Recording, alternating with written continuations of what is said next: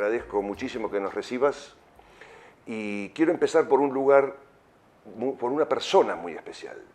Se dice que cada uno es arquitecto de su propio destino, pero siempre los arquitectos tienen ayudantes o gente que los apoyan, y esa gente que los apoya, una de esas personas creo que es tu esposa Liliana. Yo leí en algún momento de este libro que tu mujer, entre otras muchísimas cosas, salía a ablandar los motores de los Renault 1093 mientras ustedes estaban terminando de armar los autos porque tenían 12 para largar ese fin de semana y ella se hacía con la panza, creo que estaba Brian en la panza, hacía 250 kilómetros todas las noches para ablandar los autos. Camino de Altagracia al dique Los Molinos y volver, ida y vuelta en este lugar asentando los autos porque, digamos, yo era empleado en Industrias Kaiser Argentina. Hacía mis horas de trabajo ahí, después volvía a casa y durante la noche trabajaba en los Renault con dos empleados que tenía, empleados y amigos, uno Pacabota, que todavía con quien tengo muy buena relación, un gran amigo, y Pepe Díez, que falleció hace ya unos cuantos años. Ellos trabajaban en los autos, terminábamos de colocarlo teníamos un auto que se usaba solamente para asentamiento de los motores. Terminábamos de hacer un motor, lo colocábamos en el auto y mi esposa iba y volvía al dique Los Molinos haciendo el asentamiento. Sí, con la panza sí. Pero ella fue durante toda tu vida, ustedes se casaron muy jóvenes, a los 19, 20 años, te siguió por todos lados, se bancó los fines de semana de carreras. Ahora me banco. Por eso, hasta se te siguió los fines de semana de carreras, fue un apoyo importantísimo, pero también formó parte de Oreste Berta Sociedad Anónima. Es decir, Oreste Berta y Liliana creo que casi es una sola cosa. Sí, al principio que empecé a trabajar, bueno, evidentemente yo no sabía manejar la parte económica para nada y, digamos, trabajaba como un loco para no tener nada. Mi padre, que fue un hombre con muy poca educación desde el punto de vista de haber abandonado el colegio muy joven, pero era un economista destacado, reconocido en la Argentina por grandes economistas, y entonces dijo, bueno, a tu esposa Liliana tenemos que darle clases de economía, así que ella viajaba los fines de semana a Rafaela, donde vivía papá, y tomaba cursos de economía durante los fines de semana y así empezó a manejar toda la parte económica de la empresa. Y ahí empezamos a ir para adelante. O sea, el que venía y quería hacer un auto con Oreste Berta, terminaba de arreglar la parte técnica con Oreste y cuando llegaba el momento de hablar de los números decía, anda al fondo y habla con Liliana. Buena manera de arrancar las cosas. Pero Oreste Berta, muy jovencito, a ver, ¿yo me equivoco si digo que Oreste Berta es un autodidacta? Sí, yo he estudiado por mi cuenta, o sea, yo abandoné la universidad por, digamos, algunos problemas que tuve en la universidad. Estuve un tiempo bastante furioso contra la universidad y contra la manera de enseñar, y después me puse a estudiar por mi cuenta y bueno, no he parado de estudiar. Sigo todavía, actualmente a los 81 años, sigo jugando con la ingeniería, ¿no? Contame la anécdota de acá en la Universidad Nacional de Córdoba, contanos por favor la anécdota de cuando tuviste que dar tu examen de estática, que fue el primero, sí, de hecho. Sí, porque yo estaba estudiando en Rosario, tiempo de la Revolución, del 55, los problemas, la universidad que arrancaba, que paraba, que arrancaba, que paraba. Entonces me dijeron que la universidad que funcionaba mejor era la de acá de Córdoba. Me vine para acá, estudié con todo, la materia que más me gustaba, la fui a rendir y yo, digamos, creía que manejaba la materia así. Yo creo que la manejaba bastante bien, todavía sigo pensándolo de esa manera. Y fui a rendir y el profesor lo tomó de otra manera, me dijo que yo era una especie de charlatán, que sabía la materia de memoria, que no tenía idea de lo que era la materia y cómo se hacían cálculos y esas cosas, y me echó. Y como me echó me dijo que volviera en marzo, esto fue en diciembre, me dijo que volviera en marzo, dije, listo, no vuelvo más. Así que de ahí fui a decirle a mi padre que había dejado de estudiar, lo cual no fue fácil para nada.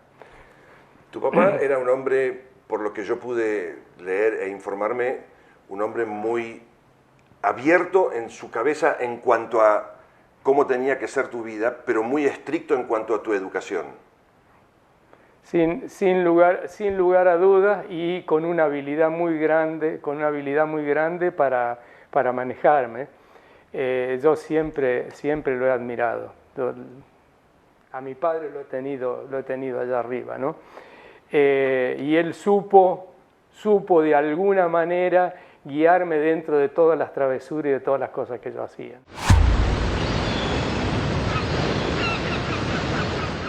En las carreras cada segundo cuenta. Por eso los mejores autos del mundo confían en Shelby Power. Y en tu día a día, donde cada kilómetro cuenta, vos también podés confiar en el mismo combustible, que limpia el 100% de las partes críticas del motor desde el primer tanque. Más potencia y aceleración en la pista de carreras y en la de todos los días. Shelby Power, tu auto y vos al 100. Somos Pradecon, industria y distribuidora siderúrgica mayorista. Fabricamos y distribuimos acero argentino de la mejor calidad para todo el país. Perfiles estructurales y para construcción en seco, corte, planchado y flejado de bobinas, chapa U45 y pilotes de hierro. En Pradecon le damos vida al acero. Para reparaciones de motores Cummins en Argentina, Cum Motors en Pergamino, Ruta 8, kilómetro 224.500. Teléfono 02477 43 32 86. Email cummotors@cummotors.com. Las herramientas Luxtoff te brindan soluciones para tu hogar, rendimiento para tu taller, calidad para tu jardín. Herramientas Luxtoff, potencia tus proyectos. Continuamos de la mano de Cables Centurión, 60 años conectando ideas, energizando proyectos, amplio stock y entrega en todo el país. Te digo el contacto ventas@plasticocenturion.com.ar. Llega un momento, yo tengo que aclararle a la cámara, que Berta, Sociedad Anónima, Berta y Compañía, Sociedad Anónima, era un concesionario de ICA en aquella época donde vendían el Kaiser Carabela, donde vendían el Bergantín y demás. Y en un momento se presenta el Bergantín en Rafaela, donde estaba la agencia de donde nació Oreste, y en ese momento vos conoces a otro de los pilares importantes de tu vida. Empezamos por Liliana y seguimos con Jim McLeod. Sigamos por ahí. Sí. Lo conocí de casualidad porque yo estaba trabajando en San Francisco. Mi padre me invita a una fiesta que hacían en Rafaela y ahí en esa fiesta lo conocí a McLeod. Empezamos a conversar y bueno, me preguntó qué hacía yo le conté lo que hacía y cuáles eran mis ideales en la vida, qué era lo que quería hacer. Una de las cosas que yo quería hacer era vivir por lo menos un año fuera del país, sobre todo me interesaba los Estados Unidos, para conocer otras culturas, algo que mi padre me había inculcado. Me decía que ningún hombre era completo si no conocía otras culturas, porque si acá en tu país conocerás a la gente de esta manera, vas a otro país y los conoces de otra manera. Y si uno recorre varios países durante su vida, empieza a entender los problemas de otra manera. Y entonces yo dije, bueno, mi primer lugar va a ser Estados Unidos. Y le pedí trabajo y nos fuimos a vivir a Estados Unidos. Se fueron a vivir a Estados Unidos, se fueron en barco, algo que en aquella época era muy común ir en los barcos cargueros, hoy no lo es tanto. Llegan a Estados Unidos, al puerto de Nueva Orleans, si mal no leí, y hay algo que me llamó mucho la atención. De Nueva Orleans a Ohio hay ¿cuántos kilómetros? ¿2.000? Sí, 2.000 kilómetros más o menos, sí. Fenómeno. Vos y yo sabemos lo que es Greyhound. Por favor, contale a la gente. Sí, tomamos sacamos un pasaje en un ómnibus para hacer el recorrido ese en ómnibus hasta el norte de los Estados Unidos, donde nosotros íbamos. Y, digamos, lo que a mí me llamó muchísimo la atención en ese momento y realmente me tocó muy a fondo fue el hecho de que en los ómnibus iban separados los negros de los blancos. Era En el sur era muy... En el sur era muy, muy común, no así en el norte, pero digamos, eso me causó una impresión muy, muy fea en mi llegada a los Estados Unidos. Digo, no era lo que yo esperaba todo esto.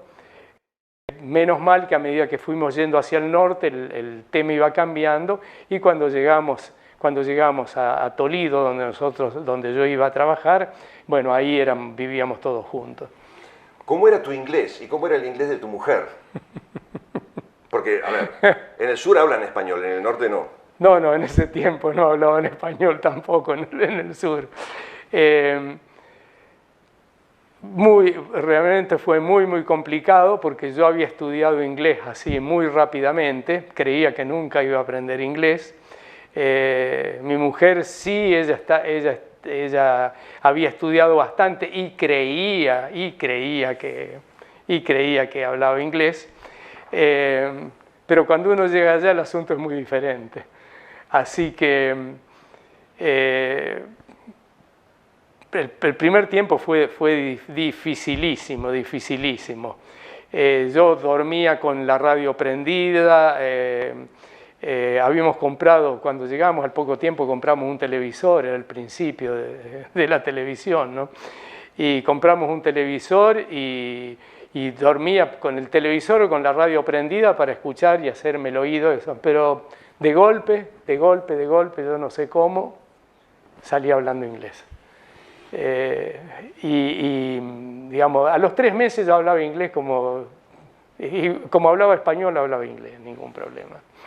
¿Cómo fue ese año en los Estados Unidos? Porque cuando yo hablo de que Oreste Berta fue un autodidacta, yo también quiero decir que creo, para de alguna manera ejemplificarlo, que ICA en Córdoba y su contraparte en los Estados Unidos fueron la universidad a la que fue Oreste Berta. Contanos un poco cómo fue ese año en Estados Unidos, qué cosas hiciste.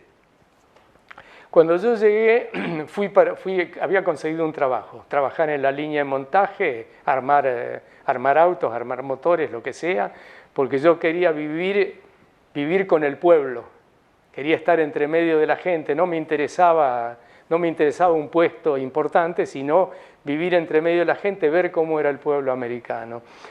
Y el principio fue, digamos, bastante complicado.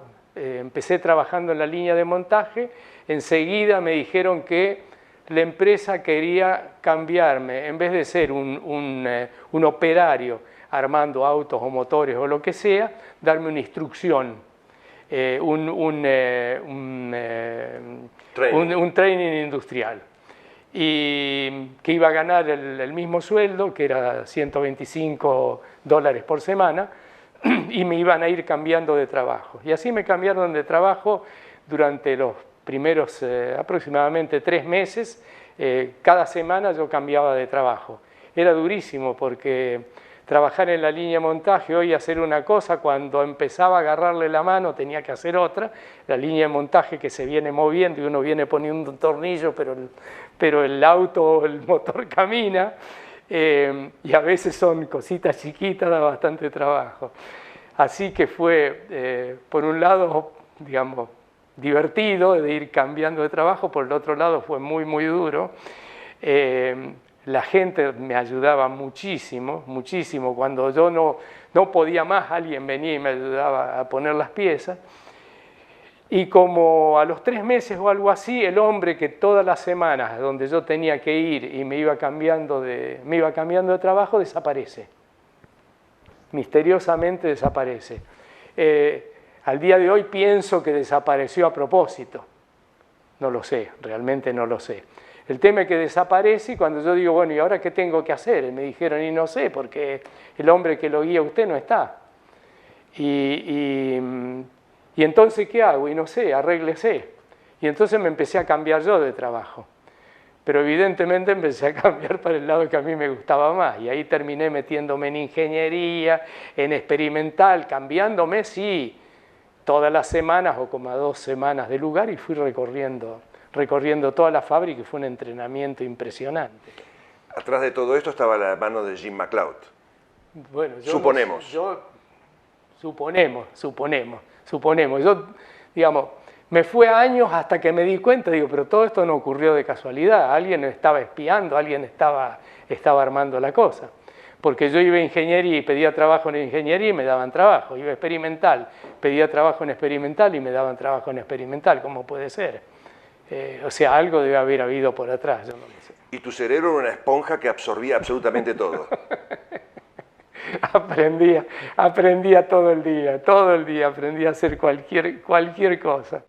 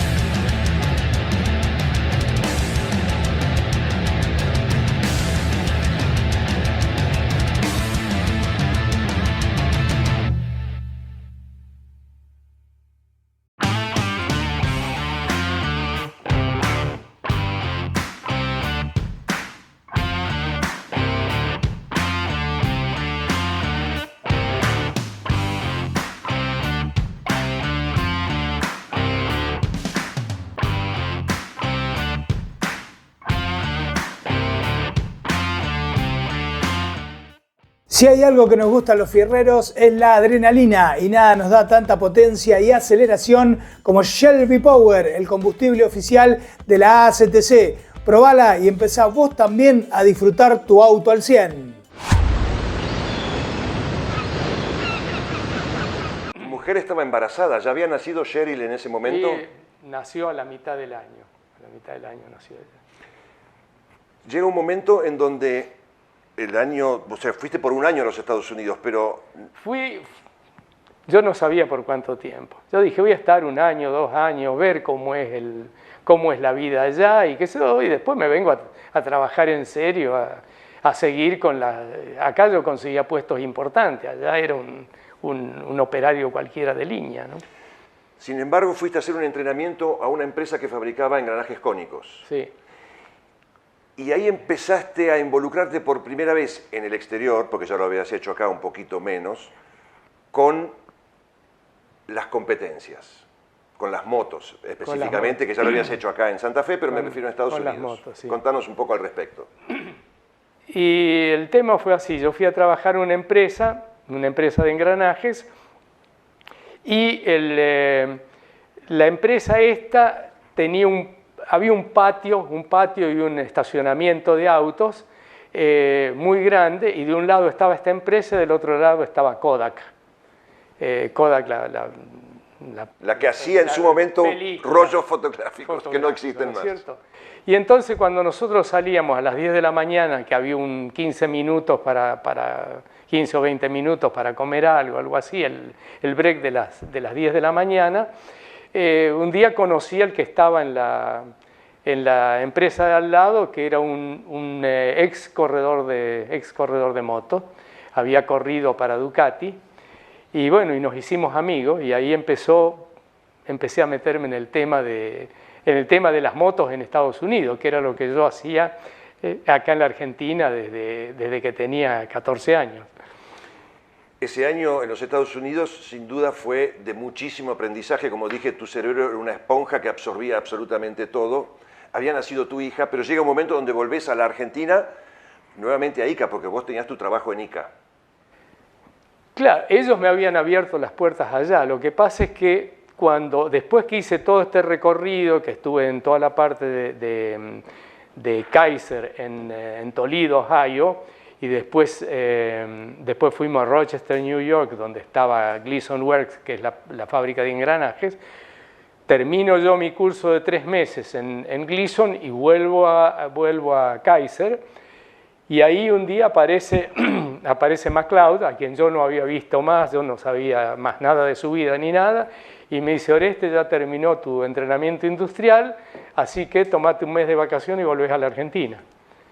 Y bueno, yo dije, bueno, tenemos un trabajo para vos. Así que me tomé un mes de vacaciones con una carrera de moto. Eso te iba a decir. medio.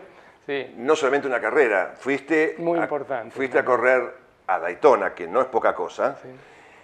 Conociste a Mike Hailwood, que no es poca cosa. Y empezaste a trabajar con la gente de Ducati, si no me equivoco, hasta les calculaste una leva. Exactamente, porque este muchacho que yo había conocido, que trabajaba en Koda, que había sido un ex piloto de Ducati, un día me dice: ¿querés conocer al director de Ducati de Estados Unidos? Dice: vamos a pasear a Nueva York, a New Jersey, al lado de Nueva York, y ahí está Ducati, vamos a conocer Ducati. Bueno, terminé haciéndome amigo del director de Ducati.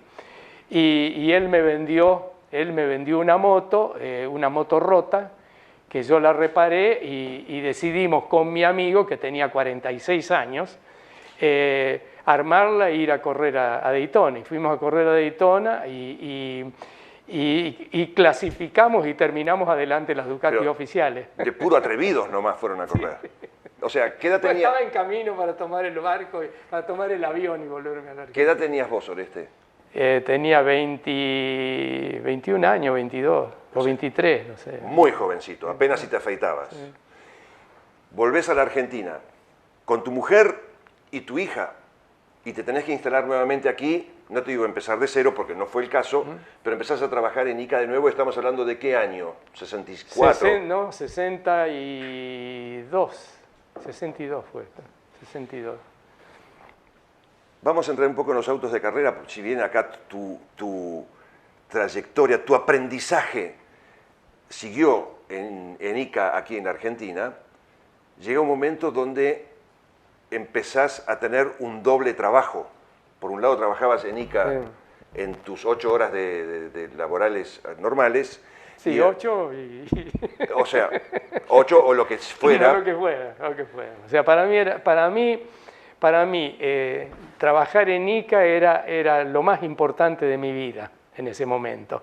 Y trabajar en las motos de carrera, esa era una diversión. Entonces yo tenía el taller en mi casa, donde hacíamos las motos, con mis hermanos, y trabajaba en la fábrica, pero las horas que la fábrica me lo requería. O sea, si yo estaba haciendo un trabajo y me tenía que quedar en la fábrica, me quedaba en la fábrica a trabajar. Obviamente la fábrica era la prioridad. ¿Ahí estabas en experimental ya? No, primero estuve trabajando 2 años y...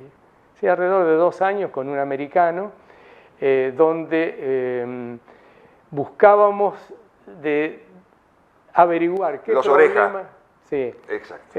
Averiguar qué problemas tenían los autos en la calle, y después descubrir quién era el responsable y por qué ocurrían esos problemas en los autos.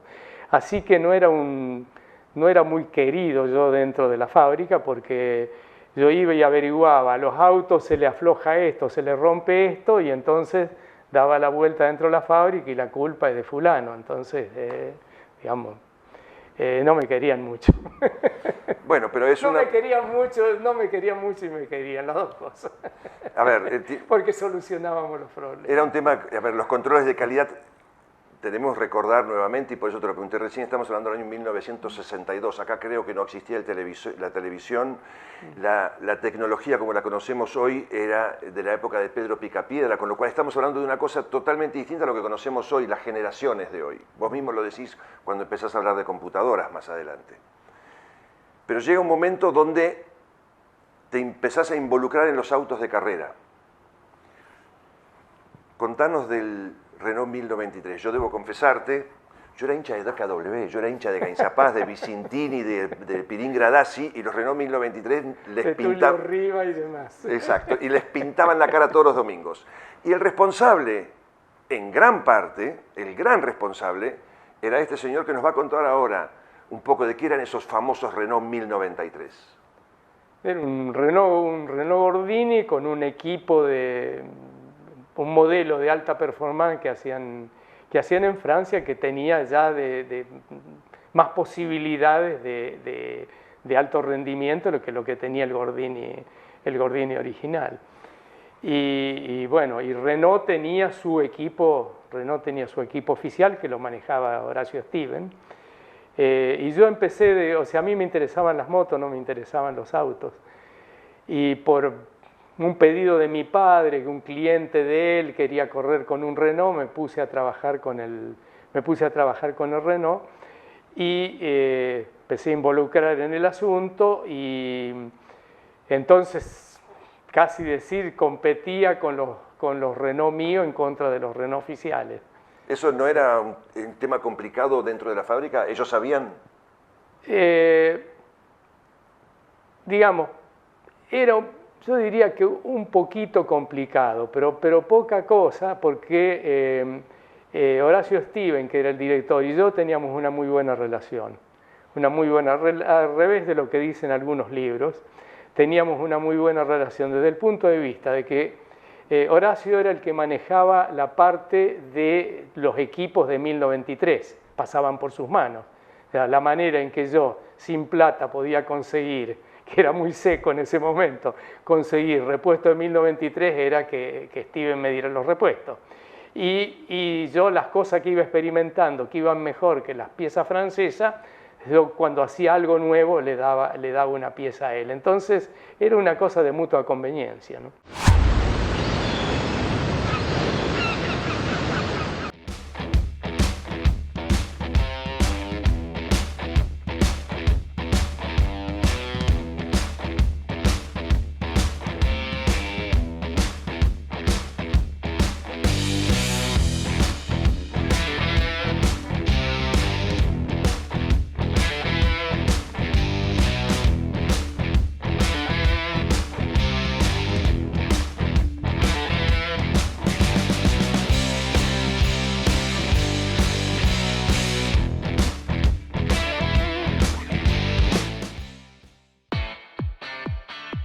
Somos ZMG Argentina, distribuidor oficial de equipos Liu Gong, con 18 años de trayectoria en Argentina.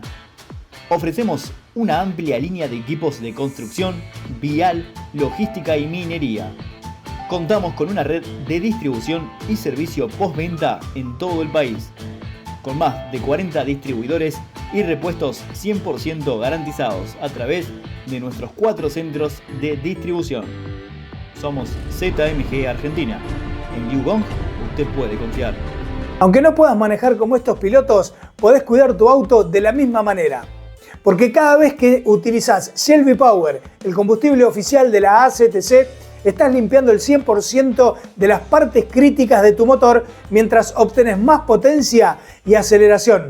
Probala y empezá vos también a disfrutar tu auto al 100. Shell es el combustible oficial de las categorías de la Asociación Corredores Turismo Carretera. Contanos un poco de cómo nace esa relación con Eduardo Copelo, que después te acompañó durante muchísimo tiempo en muchísimas categorías. Sí. Y Eduardo lo trajo, había un famoso corredor de moto acá en Córdoba. Yo a veces tengo el problema de los nombres, que me olvido, ¿no? Que era amigo, venía siempre a casa y a veces nos ayudaba a trabajar y eso. Y entonces un día me dijo, dice, yo tengo un amigo que es el gran piloto de automóviles que hay, y qué sé yo, y que tiene un Renault que no anda o algo por el estilo. Y me lo trajo y yo le hice Renault y empezó a ganar carreras. Ahí empieza esa secuencia que hablábamos al principio cuando hablábamos de tu mujer, que de repente llegaste a tener 10, 12 autos, y el famoso tema este de que Liliana salía a hacer los ablandes, le sacaban la traversa, le ponían un motor así nomás y vamos a ablandarlo. Pero cuando llegaba el momento de correr carreras también competías con el equipo oficial y yo no creo que les causara mucha gracia. La gente creía que teníamos una gran competencia uno con el otro, pero ¿qué pasaba? Cuando yo le decía a Horacio, pensamos ir a correr a tal lugar, él a veces me decía, Oreste, a mí no me conviene que vengan a correr acá, o a veces me decía, nosotros entonces no vamos a correr a ese lugar. O otras veces me decía, a mí no me conviene, tengo que correr y no me conviene que vengan. Y entonces, y nos regalaba algo para eso, y entonces nos íbamos. Y eso lo hablábamos siempre con Eduardo, y yo le decía, Eduardo, nos dan una tapa de cilindro, nos dan un motor, nos dan alguna cosa de estas, y si no vamos a correr, bueno, no vamos. Era como agua en el desierto en aquella época esto. Sí, sí. El campeonato de turismo de carretera en aquella época tenía un reglamento medio extraño, donde podían correr autos de turismo independientemente de las cupecitas de fines de los 30, en principios de los 40. Se arma lo que fue tan conocido, fue el famoso Renault 1093, que en algún momento anduvo en punta también en algunas carreras, famoso denominado ratón escandaloso. No sé si ustedes lo nombraron así o si fue popular. Alguien le puso el nombre ese, no nosotros. ¿Cómo llegaron a ese auto? ¿Qué potencia tenía ese auto?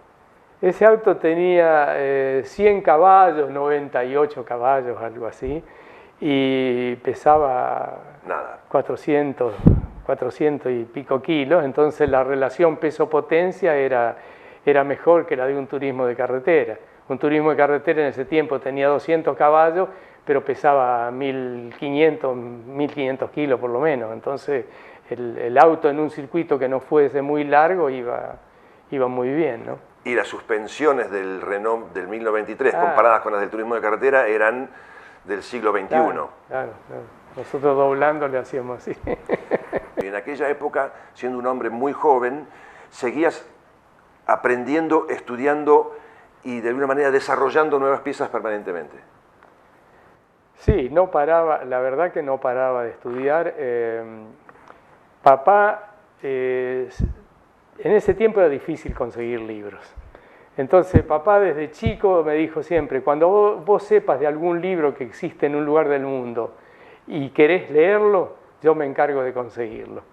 Entonces él estaba muy relacionado con muchos economistas en Buenos Aires. Si bien él vivía en Rafaela, tenía mucha relación con grandes economistas que viajaban por el mundo. Entonces le decía, mi hijo quiere el libro este. Se arregló, no sé cómo, pero de algún lugar del mundo aparecía el libro. ¿Y el inglés técnico lo tenías? Sí, yo eso me arreglaba para leerlo.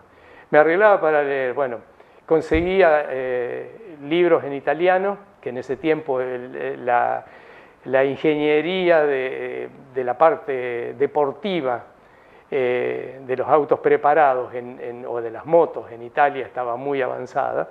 Conseguía libros en italiano, el cual lo manejaba perfectamente. Libros en inglés que me daban bastante trabajo, pero me arreglaba. Y algunos libros en alemán que, digamos, de alguna manera yo me arreglaba para saber lo que decía. Además yo quería un libro, descubría el nombre de un libro y a lo mejor me iba un año más para conseguirlo, pero finalmente tenía el libro. Por eso tengo 500 libros de ingeniería. Que aparte están acá. Llega el momento en que ICA decide y necesita modernizar los productos que presenta en el mercado. El Kaiser Caravella era un auto antiguo, el Bergantín era, no quiero ofender a nadie, pero era un invento medio extraño, una derivación de un Alfa Romeo, era una cosa extraña. Una mezcla de partes de Kaiser con partes de Alfa Romeo. Cuestión es que alguien decide o alguien piensa que el Rambler American puede ser un auto bueno para nuestro mercado y traen un auto que termina siendo tu auto de calle, a partir del cual se desarrolla el Torino. Sí, cuando pasa a ser mi auto de calle ya había sido un Torino ese auto, ya había sido modificado todo un Torino, porque la historia fue así. Se trajo un Rambler American. El Rambler, la carrocería el casco fue a Italia, donde Pininfarina fue haciendo todas las modificaciones y toda la parte de suspensión, de motor, de caja y de adaptación de todo el auto se hizo acá en Córdoba. Todo hecho por ingenieros argentinos. Todo hecho por compañeros de trabajo mío, ¿no? Que a cada uno le daban, a cada uno le daban una parte, Y cuando a mí me asignan un auto para uso personal, entonces yo elijo ese auto, que ese auto iba ya a la basura porque era donde habían hecho todos los experimentos. Y como ya mi posición dentro de la empresa iba subiendo así, entonces yo le dije a mi jefe, le digo, yo agarro ese auto siempre que me deje hacer cualquier cosa. Y me dice, haz lo que quieras. Y empecé a modificar el motor y a ponerle 3 carburadores, y a ponerle llantas más anchas, y a ponerle cubiertas especiales, y qué sé yo, y fue la base del Torino 380W. ¿Eso era 4 bancadas todavía? 4 bancadas. ¿Por eso se complicaba cuando querían girar arriba de 5.400 vueltas? Exactamente. Porque no conocíamos ciertas cosas que después yo fui leyendo, fui descubriendo ciertas cosas y logramos que el motor fuera... Sí, no, a ver, a mí me llamó la atención cuando leí lo de las 5.400 vueltas. Ese era el límite, se rompía. Uno, si 5.400 vueltas volaba en pedazos. ¿Y cómo volaba en pedazos?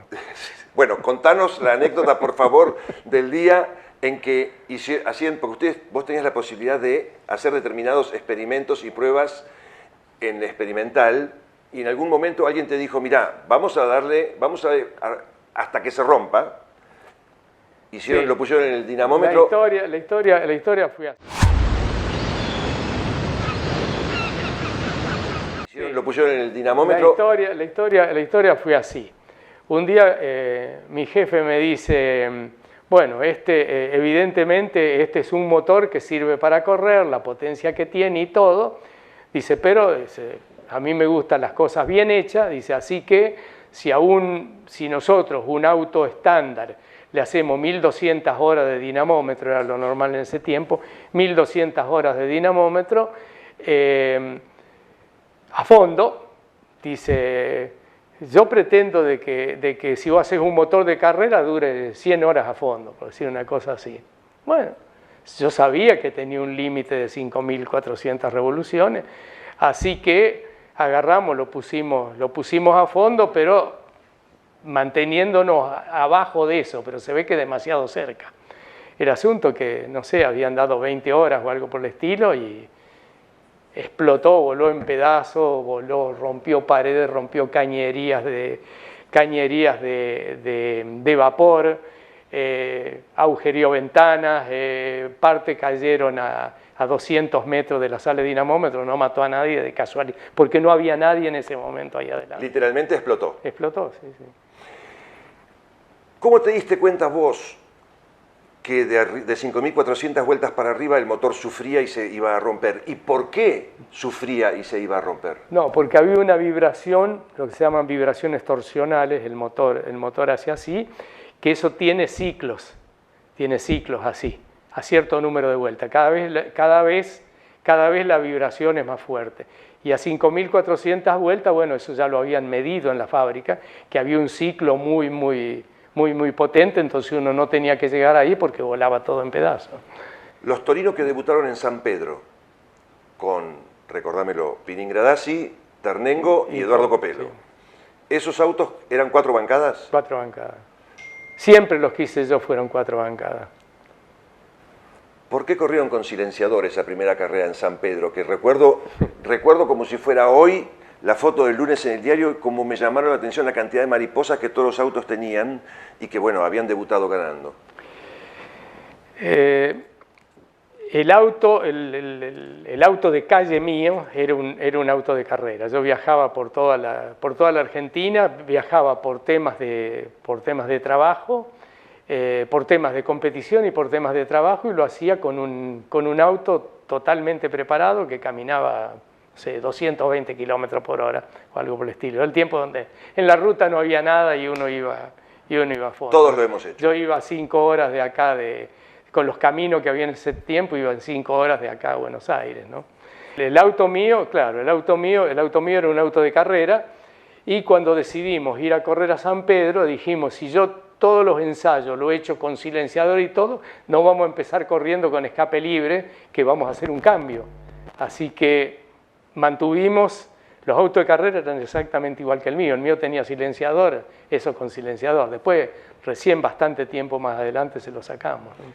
Y el Torino resultó ser un éxito en lo deportivo, pero también un éxito en lo comercial, fundamental para ICA. Sin duda, sí. Al punto de que hoy, 50 años después de la famosa carrera de Nürburgring, pero más de 50 años después de que se empezó a fabricar, el auto sigue teniendo adeptos, muchísimos, pero en aquel momento se vendía muy bien el auto. Se empezó a vender muy bien después que empezamos a ganar. O sea, Race on Sunday, Sail on Monday, le caía como anillo al dedo a Renault, a ICA. Exactamente. O sea, hay un dicho en inglés que dice, corra el domingo y venda el lunes. Race on Sunday, Sail on Monday. Y fue el caso del Torino.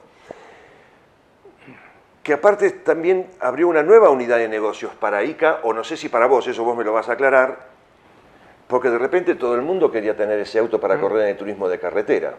Sin embargo, permitime ir un par de páginas para atrás, y el motor Torino no debutó en el automovilismo, en el turismo de carretera. No. Contánoslo, por favor.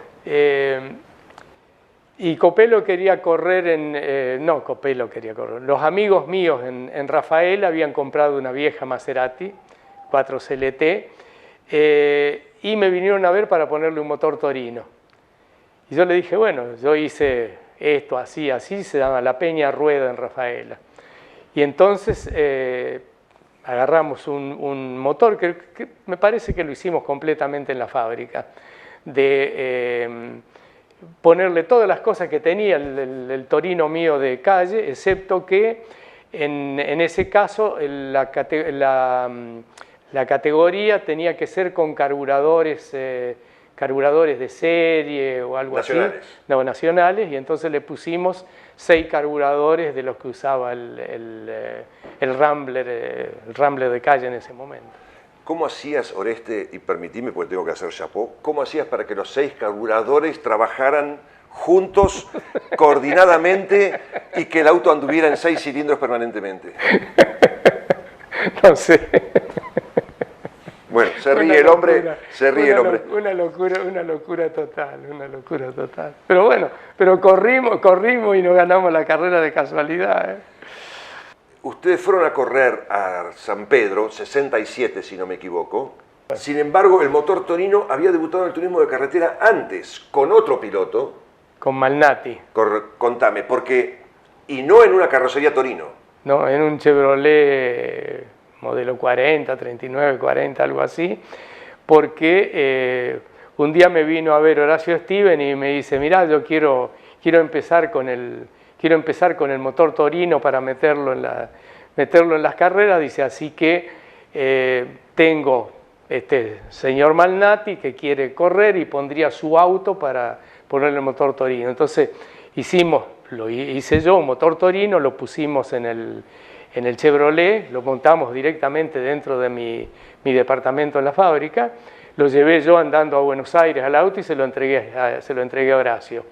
Y corrieron 3 o 4 carreras con diferentes problemas, pero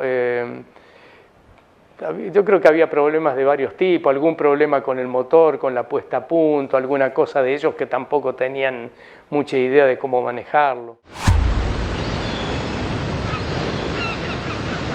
Automoto Lanús, la moto que buscas, retirala en Automoto Lanús, sin anticipo, totalmente financiada y solo con DNI. Automoto Lanús, en Lanús, 25 de mayo, 1600, Lanús Oeste. Llamanos o escribinos al 11 688 91 526.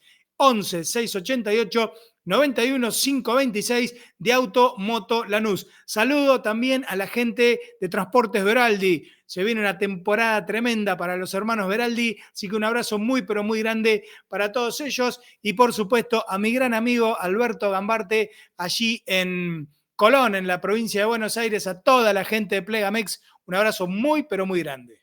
Mecánica Sancochia, inyección electrónica, reparación de módulos electrónicos, ecumotor y reprogramaciones, diagnósticos completos para detectar fallos. autos, camionetas, utilitarios, camiones, diésel y nafta, suspensiones, lubricación y mecánica en general. Mecánica Sancocha. Nos ubicamos en 25 de mayo, esquina Mitre, Zavalla, Santa Fe. Teléfono 341 54 95 896. Comunicate por mail a lucaszavalla2015@gmail.com. Bueno, ahora tenemos que saludar a Las Acacias Gourmet Argentino en Miami, los primeros en crear más de 25 variedades de milanesas, 10 años de calidad en carnes y gastronomía argentina. Ubicados en El Doral, a 5 minutos del aeropuerto, del Dolphin Mall y el nuevo estadio del Inter. ¿Querés comenzar con tu proyecto en Miami? ¿Querés vivir en Miami? Las Acacias Gourmet Argentino, un negocio con 10 años de trayectoria, te da la posibilidad de tener una franquicia en Miami. Acá tenés los números, conectate ya y empezá con tu propio proyecto en Estados Unidos.